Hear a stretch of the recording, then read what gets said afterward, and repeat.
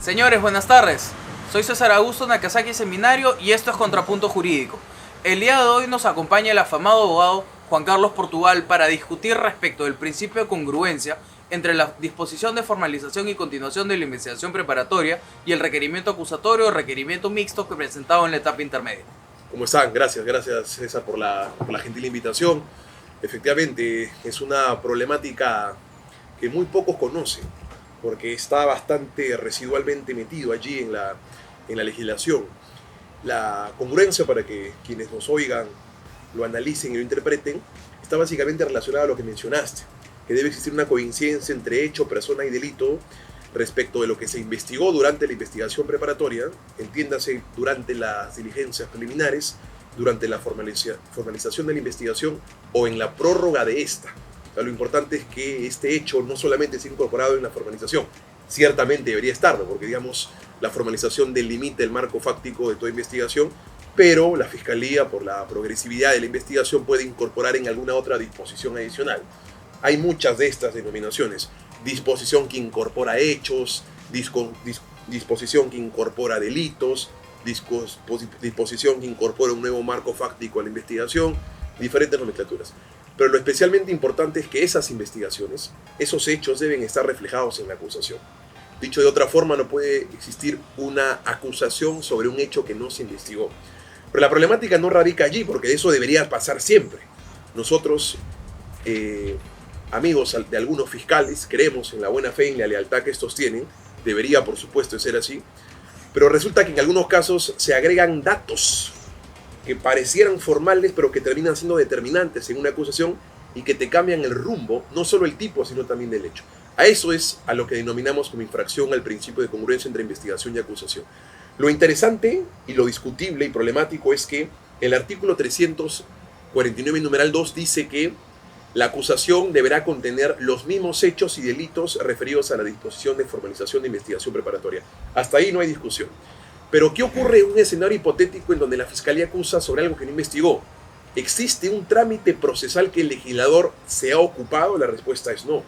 Si revisamos el 350, el 351, pero principalmente el 352, que establece el trámite que se debe dar a los defectos formales de la acusación, no existe una regulación de qué hacer cuando la Fiscalía infringe la congruencia. Y por tanto no existe un canal legislativo en donde el juez pueda hacer o pueda determinar qué hacer frente a ello. Sabemos todos que en el control formal de acusación se discuten básicamente dos cosas, ¿no? La discusión por defectos de imputación y la discusión cuando existe infracción al principio de congruencia. El 352, solamente haciendo eco a lo que el legislador ha regulado, establece el primer escenario. Es decir, si hay defectos formales, tipográficos, se solucionan en el momento, sin estrado, sin recurrir a un nuevo análisis en el despacho fiscal, pero cuando son aspectos sustanciales relacionados a la estructura del tipo, entre otras aclaraciones, requieren una devolución. Hasta ahí bien. Pero si es que leemos el 352, no dice absolutamente nada respecto a la congruencia. No dice igual trámite deberá seguirse respecto cuando se infringe el principio de congruencia. Y las instituciones son totalmente diferentes. Y eso es lo que los fiscales y los jueces a veces no entienden. Porque mientras en el primer escenario le pides al juez que se devuelva la acusación por defectos de imputación, lo que hace Fiscalía es corregir algo que ha investigado. Pero respecto a la congruencia, tú no le puedes decir que corrija. Lo que tienes que decir es que se elimine. Entonces la pretensión cambia. Mientras en un caso es corrige, devuelve, en otro caso es que devuelva, pero que anule ese hecho, porque no se ha investigado. Bien, y la norma, lastimosamente, por ocasión a ese ocio legislativo, solamente regula el primer escenario y establece que frente a la decisión del juez no cabe recurso alguno. Reposición ciertamente en audiencia, pero no más. Entonces, la gran pregunta que nos hacemos es ¿qué hacemos cuando surge la infracción a la congruencia que no está regulada y que termina siendo, por supuesto, importante para todo ser humano que acaece en una investigación? Efectivamente, como señala el doctor Portugal, el código no ha contemplado una vía específica para la infracción al principio de congruencia. Sin embargo, hay que recordar ciertos aspectos medulares respecto al ejercicio de la acción penal, porque al fin y al cabo la acusación, el requerimiento acusatorio o el requerimiento mixto, es una expresión del ejercicio de la acción penal y por lo tanto está sujeto a los mismos presupuestos de validez, dentro de los cuales al final está la observancia de los requisitos de procedibilidad, y dentro de la observancia de requisitos de procedibilidad existe un requisito marco, una garantía macro, que es la no infracción a los derechos constitucionales. Cuando uno rompe el principio de congruencia, lo que realmente está pasando es más allá de un formalismo y el incumplimiento de lo dispuesto por el 349 inciso 2, que es que el hecho acusado tiene que ser el hecho investigado, es una infracción al derecho de defensa. Y es una infracción a la adecuada valoración por parte del fiscal de los elementos, de las fuentes de información y los actos de investigación realizados. ¿A qué me refiero? Cuando la sentencia plena casatoria 1/2017 nos fija cuáles son los estándares necesarios de conocimiento para avanzar de etapa, dicen que para llegar a la etapa intermedia, para que tengas una acusación, lo que requiere es una sospecha suficiente. Para que tú tengas sospecha suficiente a nivel fiscal, lo que implica al fiscal es el conocimiento cierto y exacto de cuáles son los hechos. Y para que el fiscal pueda tener un conocimiento cierto y exacto de cuáles son los hechos por los cuales me va a acusar, ha tenido que permitir que me defienda, porque si no tiene la verdad a medias. Desde la vista de esta cláusula general, de esta cláusula amplia de observancia a los requisitos de probabilidad en el extremo no infracción a garantías constitucionales, me parece que de plano la acusación debería ser rechazada. Sin embargo, esto no es así. Tenemos que adoptar una lectura de eficiencia de los actos probatorios. Otro extremo del principio de economía procesal. A mí me investigas por el hecho A y me acusas por A más B. Efectivamente, lo que debería pasar sería archívese respecto de B. Sin embargo, nada impediría que el fiscal, en uso de sus facultades persecutorias de acuerdo al 159 inciso 1 de la Constitución y las normas pertinentes del Código Procesal o del Código de Procedimientos en lo que fuera aplicable, puede empezar una carpeta nueva en tanto que la acción no estaría prescrita. A ver, sí, efectivamente es una tesis intermedia la que tú adoptas, ¿no? Uh-huh. No le rompo las piernas de la acusación a la fiscalía y sin embargo le otorgo el derecho a la defensa al investigado. Claro, o sea, digamos, no se puede mutar, no se puede rotular una investigación. Pero imagínate en el hipotético caso de un crimen organizado en donde tienes casi hasta 72 meses de investigación entre preliminares y preparatoria, y de pronto el fiscal decide acusar por algo que no se te investigó, y que de pronto, como un caso que me ocurrió en Ventanilla, faltando exactamente 2 días, le llega un oficio de una entidad en la que trabajaba un funcionario y le dicen: oye, trabaja y su deber es por esto, no es por esto. Y faltando 2 días concluye la investigación preparatoria y termina acusando por eso. A 2 días de que venza la investigación, luego de muchísimo tiempo en donde incluso la persona estuvo presa sobre un hecho que finalmente no se te va a acusar. Bien, me parece que ahí se estaría privilegiando, te lo digo con bastante franqueza, se estaría privilegiando la persecución a costa del derecho al plazo razonable. Uh-huh. Yo en particular sostengo que existe solamente una investigación. ¿Ya? No es como... No trato de sostener la tesis norteamericana del derecho a una sola acusación, pero me parece que si Fiscalía tiene plazos bastante largos, estamos hablando de cerca de 24 meses tratándose de investigaciones complejas, 24 meses y casi 72 tratándose de casos de crimen organizado, me parece que si sobre esos hechos se está investigando y advirtiendo que puede existir un nuevo hecho, lo oculta para sorprender en una acusación, evidentemente que la Fiscalía no tiene, en mi perspectiva, por el derecho a ser investigado dentro de un plazo razonable, que como tú sabes es una garantía constitucionalmente genérica y extendida igualmente en sede fiscal, no podría investigar, porque ya investigó a la misma persona, incluso presa, y sobre un plazo que ha tenido un plazo prolongado bastante amplio. En mi concepto, la problemática no solamente radica allí y manifiesta esa postura del derecho a una sola investigación, tratándose de los mismos hechos, porque ahí no estás hablando de la aparición de un nuevo dato, sino estás hablando de la inoperancia de un fiscal al no investigar. Y el mensaje a la ciudadanía o al ciudadano investigado no puede ser: no te preocupes, fiscal, en el 23º día, faltando un mes para que termine tu investigación tratándose de casos complejos, si aparece algo más, no te preocupes, te doy un nuevo plazo, exactamente lo mismo, 24 meses, para que hagas lo que no hiciste acá. O sea, en mi perspectiva no se puede premiar la inactividad o la inoperancia a costa de una persona que va a tener 2 investigaciones sobre algo que el fiscal pudo advertir. O sea, me parece que ahí tenemos que castigar un poco la persecución de la misma forma en cómo se castiga las personas que vienen siendo investigadas dentro de un plazo razonable y sin una sentencia.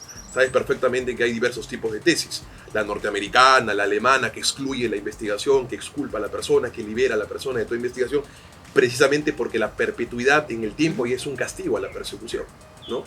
Y esa es una problemática. Y la otra problemática es que frente a esa situación la norma no nos dice nada, no nos permite impugnar. Tímidamente la norma dice que frente a las decisiones, frente a defectos formales de acusación, no congruencia, es irrecurrible esta. Planteas una reposición y te la niegan. Yo en particular lo que hago en mis casos es acudir por la cláusula genérica del recurso de apelación. El recurso de apelación va contra autos, contra sentencias, esta es una decisión leída en audiencia. Pero hay una cláusula que es bastante genérica y que abre la puerta para poder impugnarla y llegar a una instancia superior. ¿Cuál es? Cuando el agravio te causa gravamen irreparable. Y en este caso lo acaba de manifestar con bastante finura. No solamente el derecho a la defensa, sino igualdad de armas. No permites que el suelo esté parejo. Y en instancia superior, definitivamente, digamos, el nivel de apreciación sería otro. Entonces, frente a ese ocio legislativo, hacemos un análisis sistémico de la norma y si reposición no nos permite, vamos a una cláusula genérica de la apelación como gravamen irreparable para poder discutir en una instancia superior. En este punto me parece que vamos a discrepar un poco, Juan Carlos. Yo no considero que una persona deba ampararse en un defecto formal, en un vacío para lograr impunidad, más aún cuando ésta haya sido de conocimiento por parte del fiscal.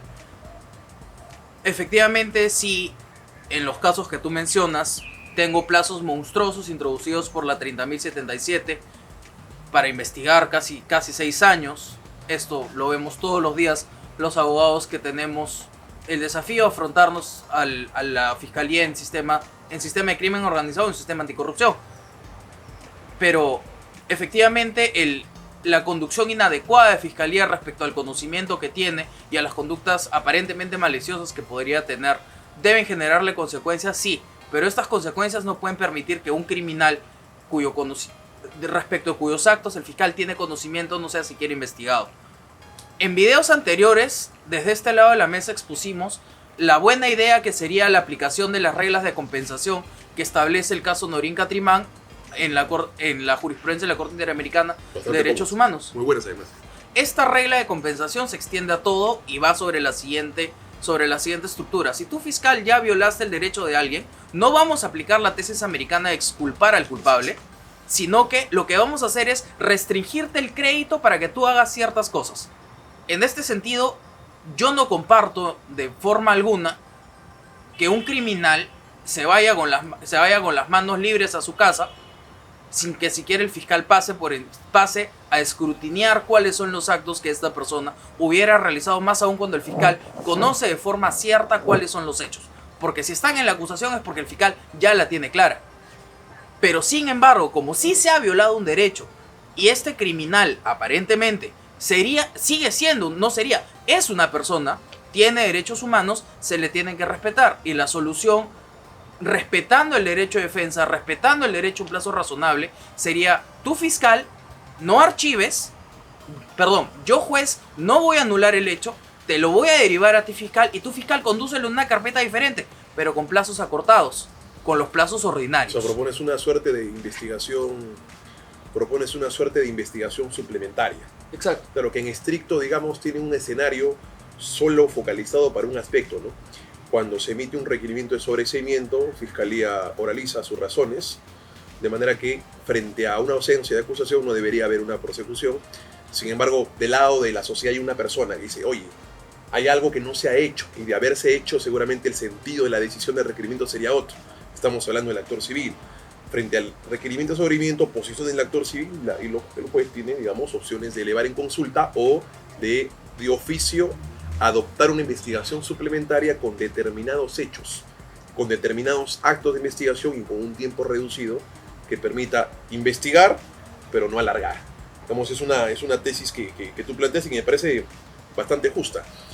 Yo soy, digamos, un poco más crítico, ¿no? O sea, yo sostengo que cuando un fiscal conoce perfectamente el dato y, sin embargo, pese a conocer el dato, olvida por inoperancia hacerlo porque tiene un salvavidas que la norma legítimamente le permite, por cierto, no debería prosperar. cierto. En igual razón, por ejemplo, ocurre, y este ya será escenario de otra discusión, cuando se originan los defectos formales por imputación necesaria.